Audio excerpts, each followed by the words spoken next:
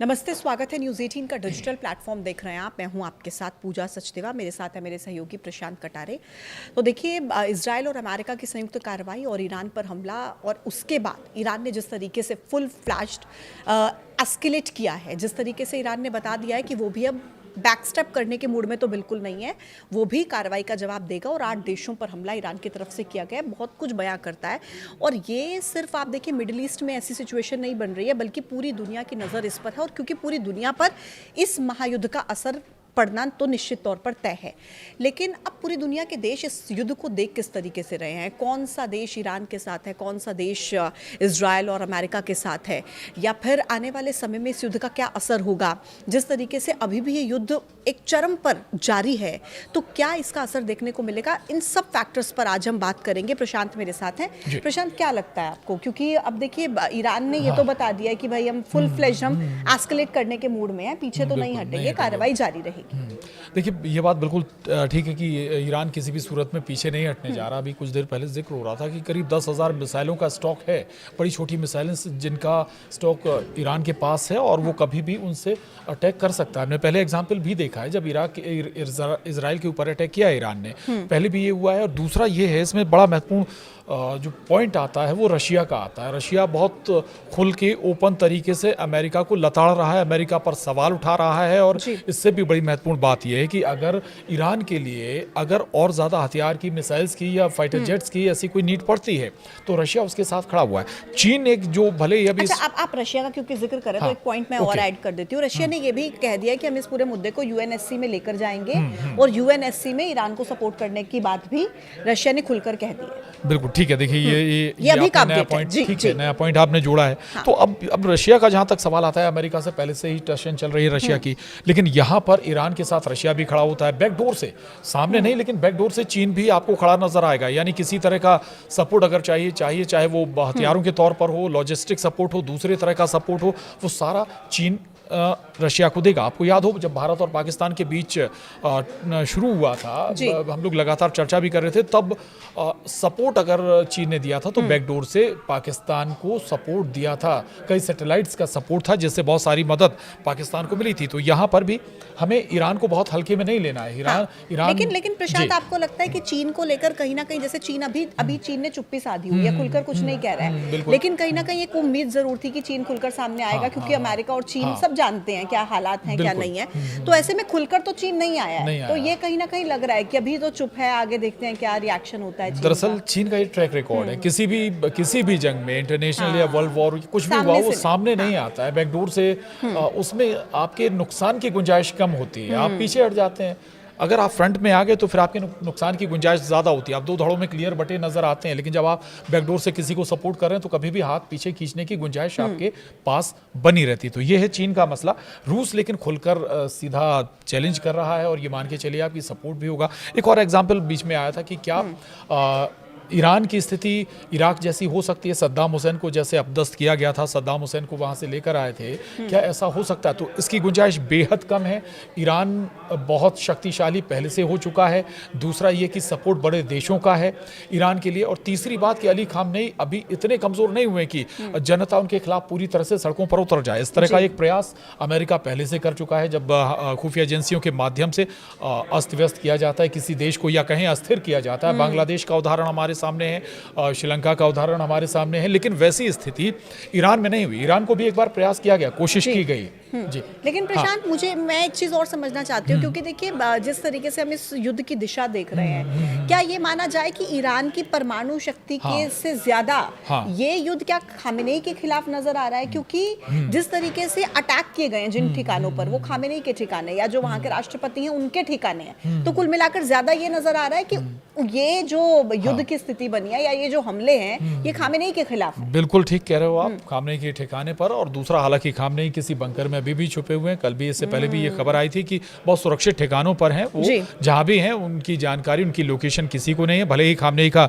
जो घर है, आवास है, उसे भले ही ध्वस्त कर दिया गया। दूसरा एक क्या है, अमेरिका की एक मंशा क्या है कि वो अपने हिसाब से किसी अपने पपेट को, जैसे हम कहते हैं ना, पपेट को बिठा दे तो उस हिसाब से चीजें वहां पे होती रहेंगी। खामनेई कट्टरपंथी शासन जो कुछ दशक पहले जब आया, हम कहें कुछ में भी शायद 70s 80s के बाद जो कट्टरपंथी शासन ईरान में आया है, उससे लोगों को थोड़ी सी दिक्कत ज़रूर हुई है। अमेरिका ये चाहता है कि वो कोई अपना व्यक्ति बिठा देगा तो जो यूरेनियम या जो प्रोग्राम्स चल रहे हैं और परमाणु प्रोग्राम्स, वो ब्रेक हो जाएंगे, उनको रोका जा सकेगा। हालांकि ईरान अभी भी कहता है कि वो केवल मानव संसाधन के लिए या बिजली उत्पादन के लिए परमाणु संवर्धन कर रहा है, यूरेनियम का संवर्धन कर रहा है, ना कि किसी परमाणु हथियार बनाने के लिए। लेकिन इस बात पर ना तो अमेरिका सहमत है, ना इस बात से एग्री इजराइल कर रहा है, और यही एक बड़ी वजह भी है कि आखिर अमेरिका लगातार अटैक कर रहा है। ठीक है, इस बीच एक और बड़ा अपडेट अपने दर्शकों को भी मैं दे देती हूँ, वॉर ब्रेकिंग जो हमारे पास है। देखिए, राष्ट्रपति ट्रंप का एक भाषण होना था, उन्होंने अपना भाषण रद्द कर दिया है,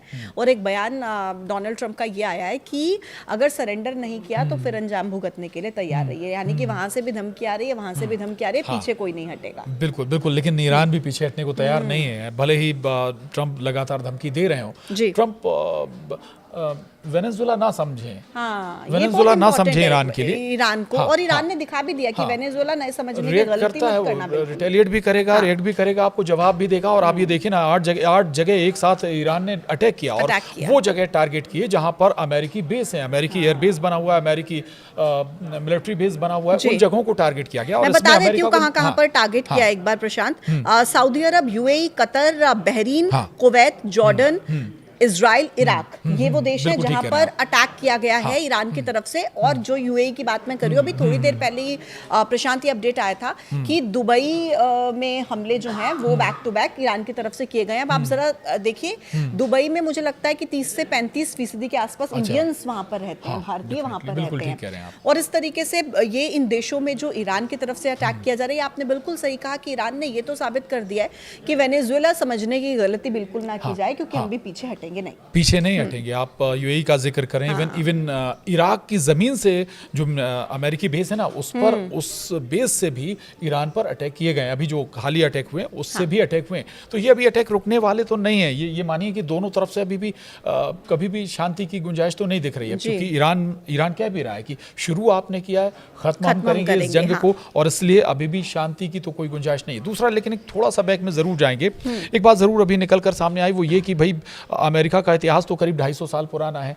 आप उस देश को टारगेट कर रहे हैं जो 2500 साल पुराना है, यानी फारस की खाड़ी जैसे हम कहते थे, फारस कहते थे या पर्सिया भी कहते थे, जिसका नाम जब कट्टरपंथी शासन आया उसके बाद नाम बदल गया उस कंट्री का, उस देश का। हालांकि उसके बाद भौगोलिक या कहें कि पहनावा बहुत कुछ बदलाव आया, लेकिन शायद उस जब एक इस्लामिक शासन काबिज हो गया, उससे लोगों को दिक्कत शुरू हुई है।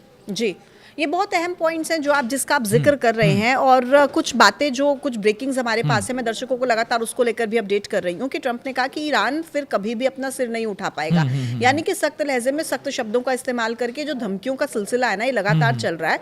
खामेनेई की क्रूर सत्ता को हम उखाड़ फेंकेंगे, ये सब बयान है डोनाल्ड ट्रंप के जो उनकी तरफ से लगातार दिए जा रहे हैं। और इसके अलावा मैं ये भी बता देती हूँ दर्शकों को कि अभी अंतर्राष्ट्रीय स्तर पर देखना होगा कि इसका क्या, क्योंकि अब रूस कह रहा है कि इस मुद्दे को हम यूएनएससी में लेकर जाएंगे। अब अंतर्राष्ट्रीय लेवल पर किस तरीके से ईरान को सपोर्ट मिलता है या फिर इजराइल अमेरिका को सपोर्ट मिलता है, ये देखना बहुत ज्यादा अहम रहेगा। और ये युद्ध कहां पर जाकर रुकेगा, क्योंकि दोनों ही देश ऐसे हैं जो इस बात पर तो अड़ गए हैं कि हम बैक स्टेप नहीं लेंगे। लेकिन एक बात और, ट्रंप कहते रहे कि हम पहली बातचीत से कोई हल निकालना चाहते हैं, डिप्लोमेटिक तरीके से किसी हल निकालना चाहते हैं, लेकिन शांति के दूत बनना चाहते हैं, लेकिन एक सीमित अटैक भी करते हैं। और शायद ये चौतरफा दबाव बनाने की कोशिश भी, प्रयास भी है। मकसद आप बिल्कुल ठीक कह रहे थे पूजा, कि खामनेई ज्यादा बड़ा टारगेट है, बजाय ये कि अगर ईरान को सरेंडर कराने से बेहतर, ज़्यादा जो उनकी प्रायोरिटी है वो है खामनेई को सरेंडर कराना, उनके जो बड़े लीडर्स हैं उनके साथ में। लेकिन यहाँ वैसी स्थिति बनती हुई बिल्कुल भी नज़र नहीं आ रही है। इसीलिए बार बार ये कहा जा रहा है कि ये जो गतिरोध है, ये जो टशन है, अभी लंबे चलने वाली है पूजा। अभी इससे बहुत ज़्यादा आशा मत करिए आप। बिल्कुल। अच्छा, ओमान ने भी ईरान पर हमले का विरोध किया है, ये भी अपडेट मिल रहा है। दुबई ने अपने एयरपोर्ट्स को बंद कर दिया है। अच्छा, कुछ देश ऐसे भी, जैसे इन 8 देशों पर हमला जो किया गया ईरान की तरफ से अभी वापस में, तो प्रशांत कुछ तो देशों को ये इस बात का मतलब वो जानते भी नहीं होंगे, सोचते भी नहीं कि ऐसा कुछ हमला होने वाला है, तो वो ऐसी सिचुएशन में नहीं कि अपना एयर स्पेस बंद करें या कुछ ऐसा करें। लेकिन उसके बाद जब हमले होते हैं, उसके बाद अब कार्रवाई की जा रही है, और युद्ध से कभी फायदा तो किसी का हुआ नहीं है। किसी भी देश को कितने साल पीछे आप लेकर चले जाते हैं जब किसी भी देश में युद्ध होता है। तो अब खैर, ये युद्ध कहाँ तक जाएगा, कहाँ रुकेगा, ये सबसे अहम सवाल है।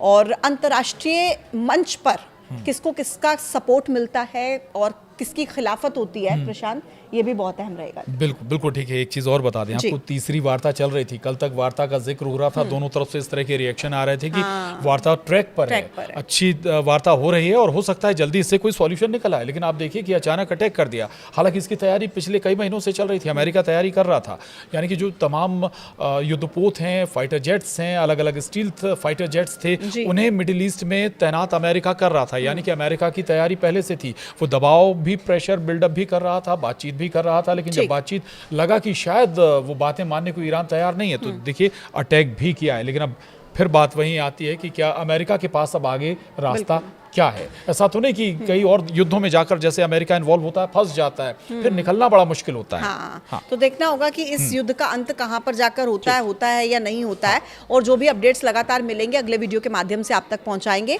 आज के वीडियो में इतना ही। देखते रहिए न्यूज़ 18। नमस्कार।